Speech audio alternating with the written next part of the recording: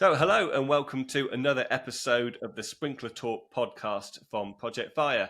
My name's Andy, and as always, I'm going to be your host for this episode. So, first of all, what is Sprinkler Talk all about?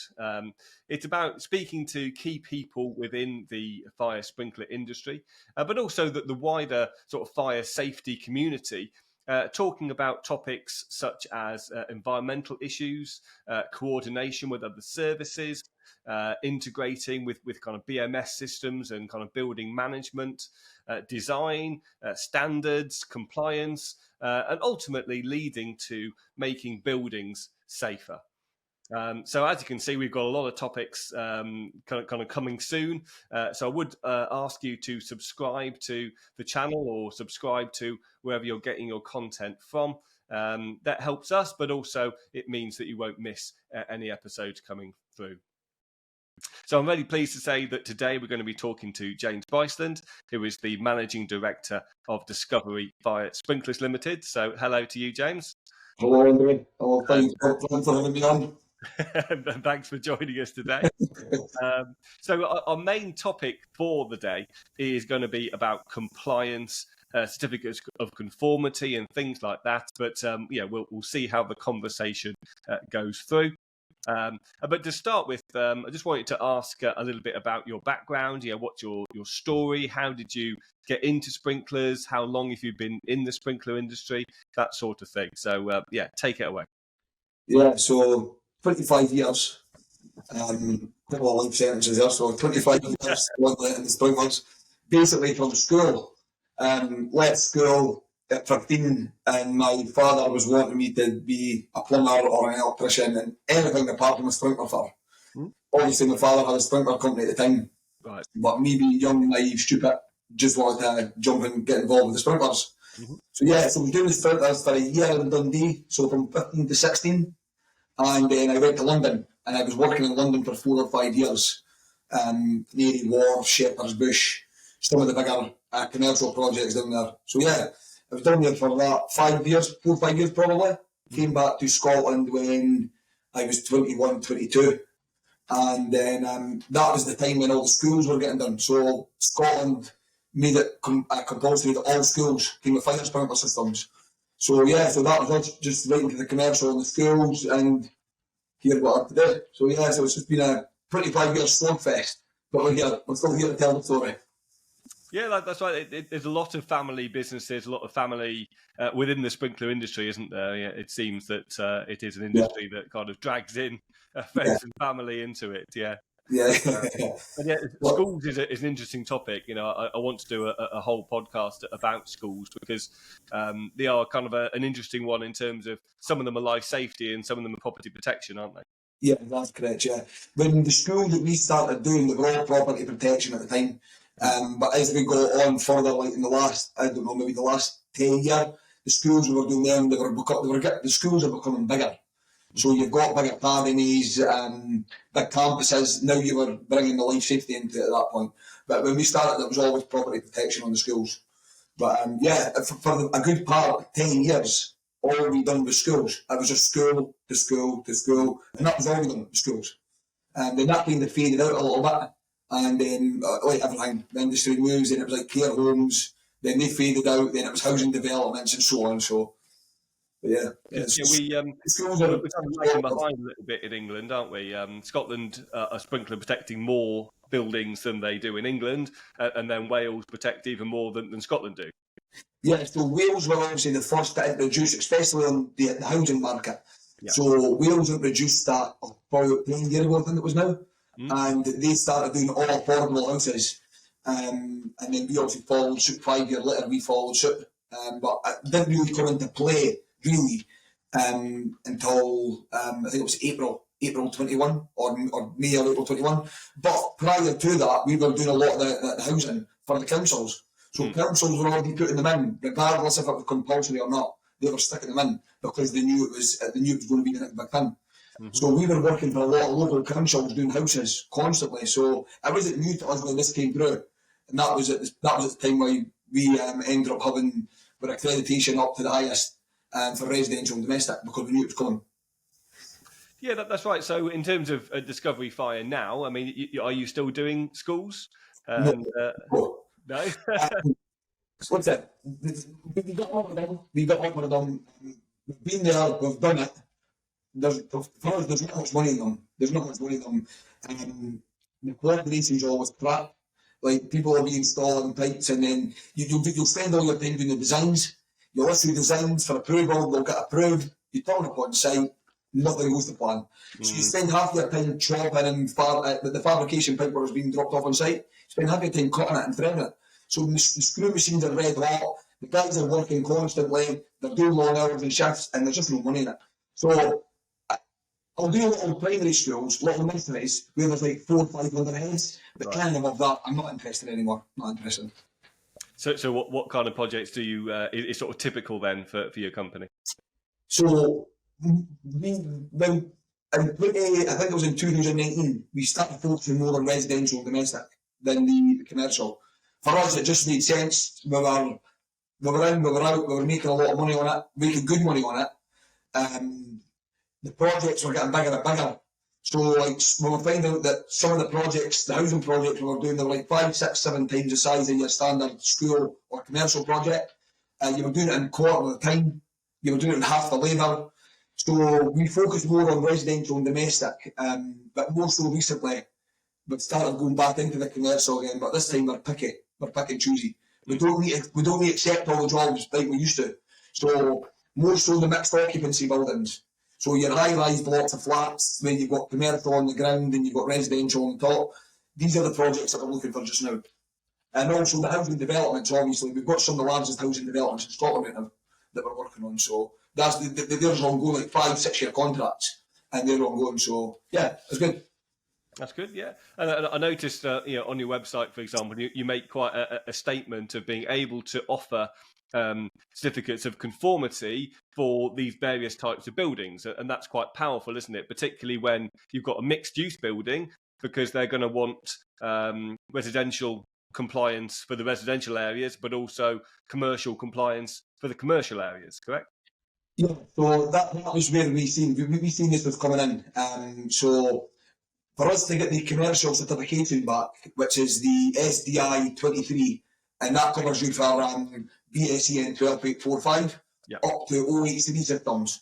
So for the mixed-use buildings, this was paramount that we got that, because what we were finding was that residential companies can do the residential part quite easy, but they weren't able to do the commercial part. And on that basis, your bigger companies were walking in and taking the jobs.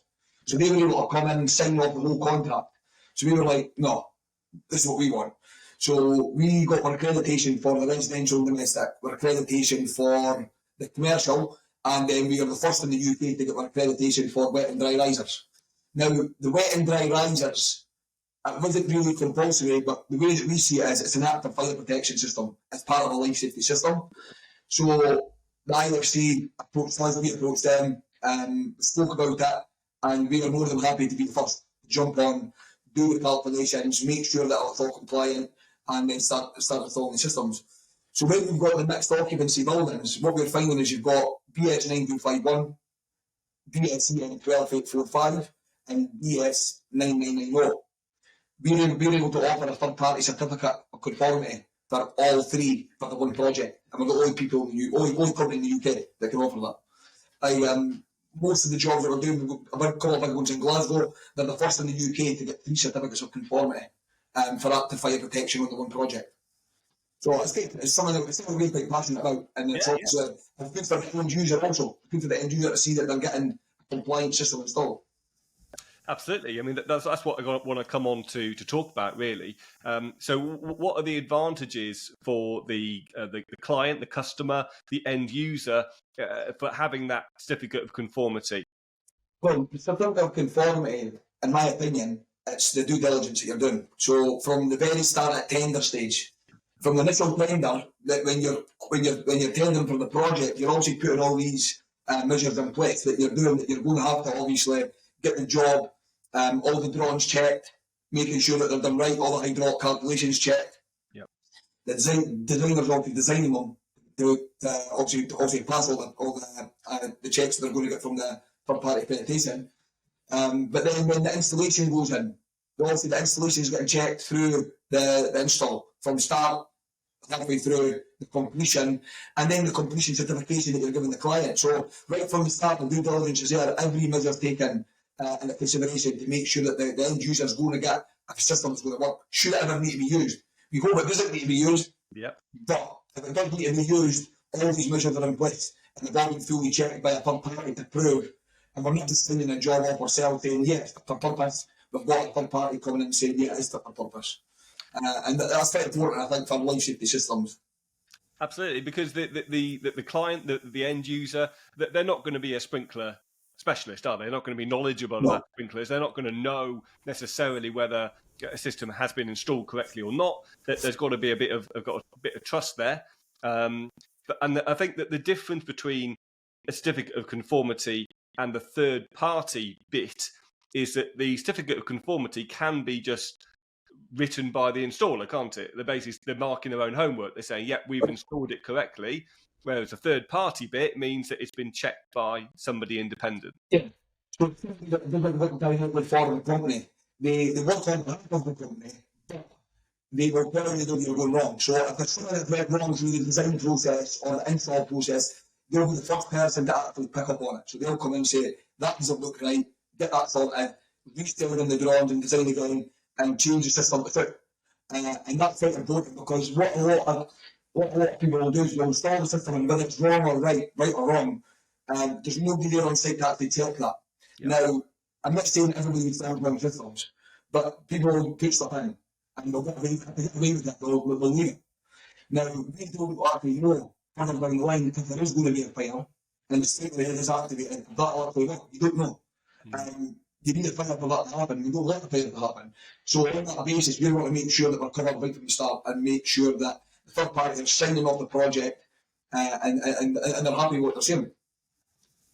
That's right. I mean, I think that's really important for everyone in the industry to understand, is that if we do have a fire and the sprinkler system doesn't work, either doesn't work at all or doesn't work as effectively as designed to, that affects the whole industry, doesn't it? It gives the whole industry a bad reputation about not sort of doing the job that we're claiming to do. Yeah, that's it. Yeah, and we're seeing a lot of that right now. We're seeing a lot of systems that are installed that we're finding it even more so after the 1 year's defect is up on some of these systems. So some of the systems after the 1 year defects are up, we're getting phone calls from local councils to come out and do a quick spot check on the system before we actually start maintaining it. And some of the stuff that we're finding is horrendous. It's horrendous. And up to now, I've not seen one that's been installed by another third party. It's just been people that don't have third party certification.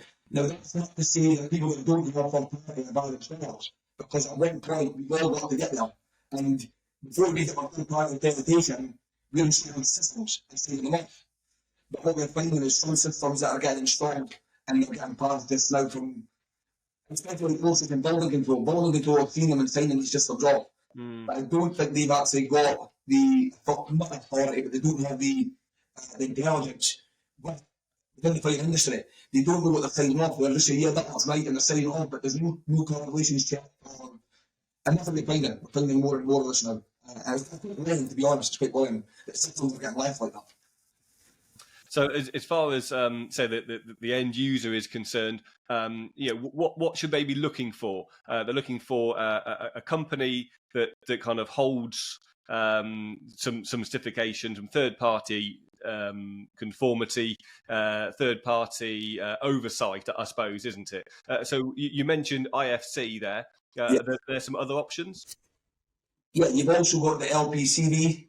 That also, I don't think the LPCV are as much involved in the residential market as the other one. They do have a scheme for residential. I just don't think they're involved as highly as that. They're more commercially, so like your big shopping centres, big office blocks, they're all over that, and they're very good at that. You've got the FIRAS, it's another residential scheme, but they also do commercial also, just like the IFC, but they're bigger on the residential side, the FIRAS. Again, there's three governing bodies, the LPCB, FIRAS and IFC. The companies with any of them, they're going to be getting their checks done. They're going to be getting their due diligence checks done. they'll be getting audited as a company. The work will be getting audited, and then the whole process, like the quality management system will be getting audited. Yeah. So just to make sure that everything's in place. And that's something that the end users need to be.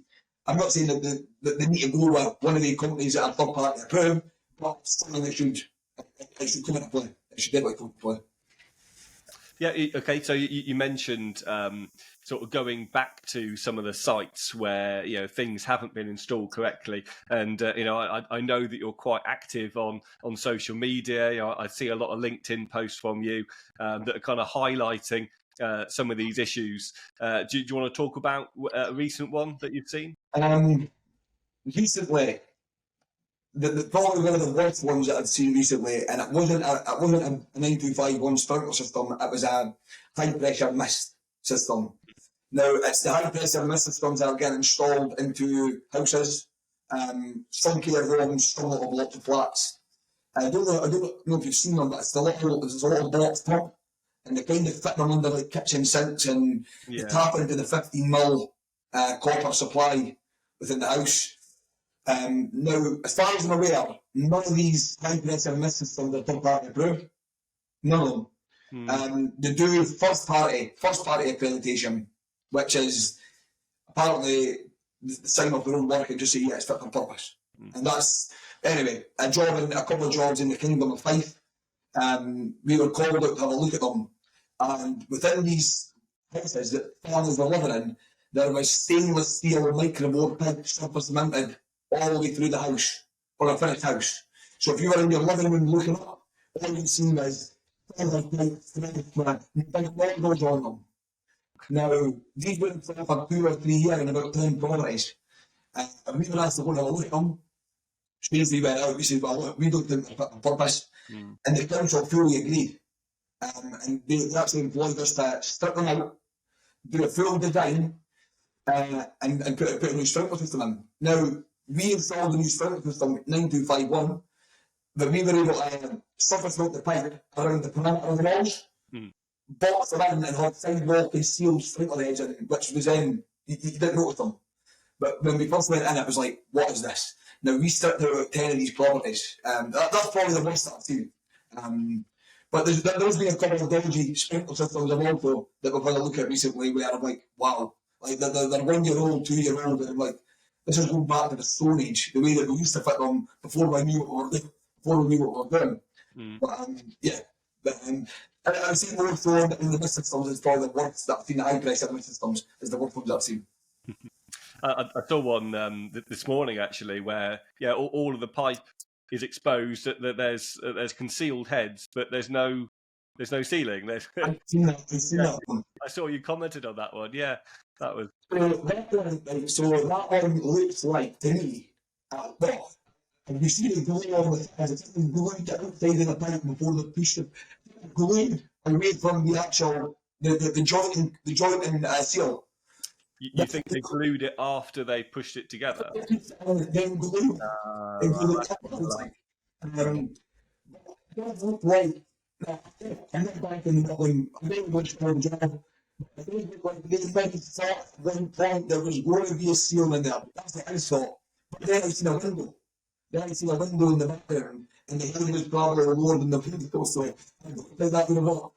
Yes. The message on that. That's right. Yeah, absolutely. Yeah, sort of given the benefit of the doubt that potentially there was a ceiling there, but then it hasn't appeared yet, or got cancelled. If there is a ceiling there, would you put the plant in?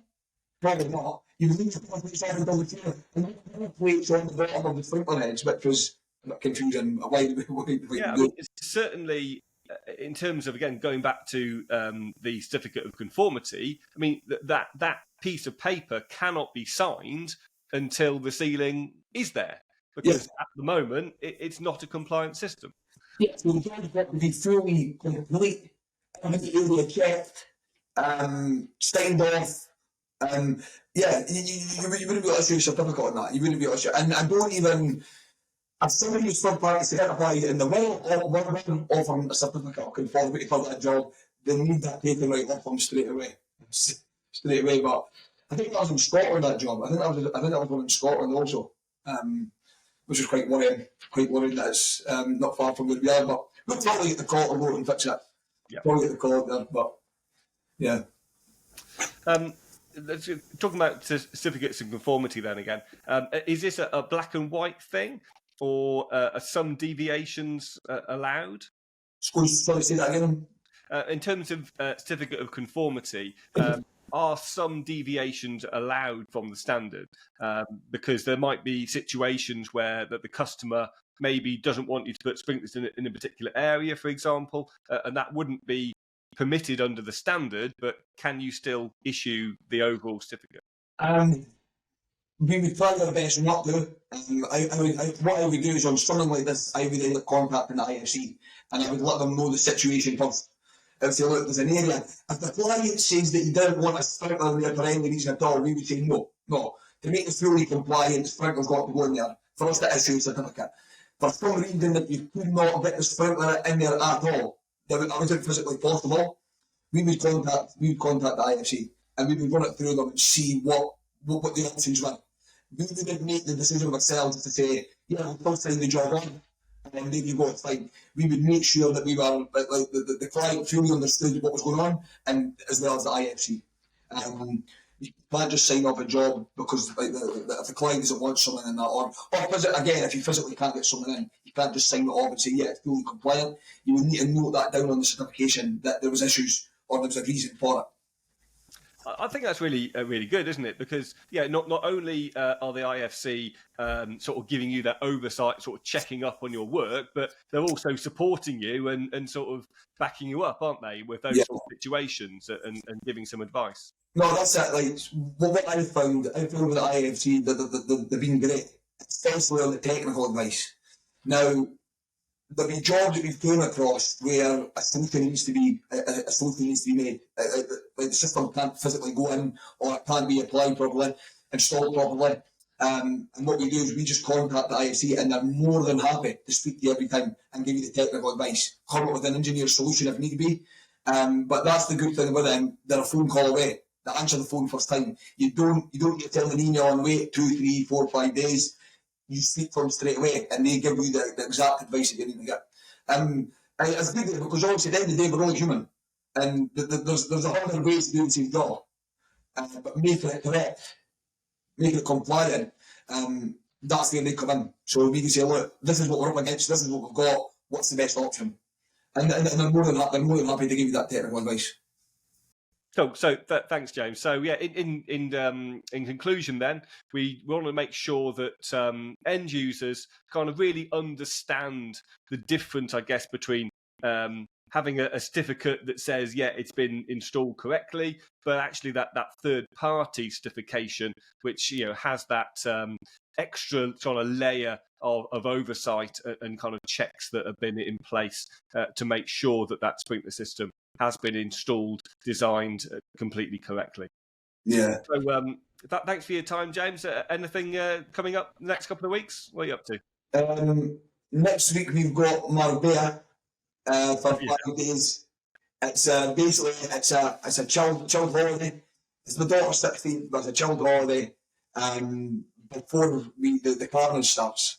So we've got the Bath Street project that's about to start, which is a 550-bed student accommodation, and that actually starts the day that we come back from the holiday. So it's a 550-bed student accommodation, 3,000 plus sprinkler heads. It's a BFTN 12845 TV202. So we're utilising the TV202 for the residential part of the building. Project fire zone checks and addressable panel throughout the property. So we start that on the 15th, which is a massive job. We start that on Stanners Mechanical, and it's a Graham construction site. And then a few weeks after that, we start the Ellen Family Resource Centre up the top of Aberdeen, the back of Aberdeen, which is a lovely job, but that's a 3D Revit design job. Right. So we start that one, and then we've got a big Plot 6 Dundee waterfront job. So these big jobs are all in place just now. We're doing all the work just now, getting ready to start. In the next couple of weeks, it's going to be mayhem. So so it's all good. So get to selling now while we're done, and then we'll take it from there. Yeah, sounds busy. And yeah, the TB202, yeah, again, that's another topic I think for a future podcast. Yeah. So for those that don't know, TB202 is a document which is published by the FPA, so it's part of the technical bulletins, and it does have a big impact on the design of the residential side of the sprinklers. So it's a document which is written from the insurer's point of view, but it's focusing on mixed-use buildings and particularly the residential side, and it makes a big difference, doesn't it? Yeah, 100%. This job in particular, the Bath Street job, is over 12 floors. In the fire strategy, it had a mix. So it asked to comply with BS 9251, and it was also asked to comply with BS EN 12845, purely based on the ground and first floor amenity areas. They're so big that the fire engineers thought it'd be best to have it in which one system. Right. Through the ground and the first floor. But when we were looking at it, there was no space to actually have two separate systems. You've got two water supplies in, you've got two pumps, two tanks. There was no space for this. So on that basis, we looked at the TB202 and then started putting it together. And we got the fire strategy to agree. We got the fire engineers to agree that TB202 was the best option for this project. Mm-hmm. So it's a commercial ground and first floor. And then from levels 2 up to level 12, it's all residential. It's all CPVC Blazemaster residential. And we've got commercial pump sets, 45 metre pump sets, and storage tank. I think it's 100,000 litre storage tank, 102,000 litre. So yeah, it's new. It's our very first TB202 job, but we've done the full designs. We've sent the designs to the IFC. IFC is what have overseen them, overseen the calculations, and everything's perfect. It's all going to work good. So I'm happy with that. The first one in Scotland anyway. First TB202 job in Scotland. Yeah, it's the first one that I'm aware of as well. It's quite high, kind of high level stuff, isn't it? I don't know. I'm hearing about the TB202 things. They're like they know 12845, PSE and 12845. They know 9251. They know them quite easily. But putting this TB202 into the 12845 or part of the 12845, they're like, it's a bit of grey area. I don't know why. I'm hearing a lot of mixed reviews about it. We actually like it. I know the design and Finland, when someone was doing it, I like it. But we made it up. And it's going to be great. It's going to be the top one in Scotland. So, it is. It'll be good. Great. Okay, well, thanks so much for your time, James. And best. I hope you have a great time on holiday. And best of luck with the projects coming up. Yeah, and thanks for having me on. It's been great. Cool. All right. I will see you again soon. Cheers. Thank you. All right, see you then. Bye-bye.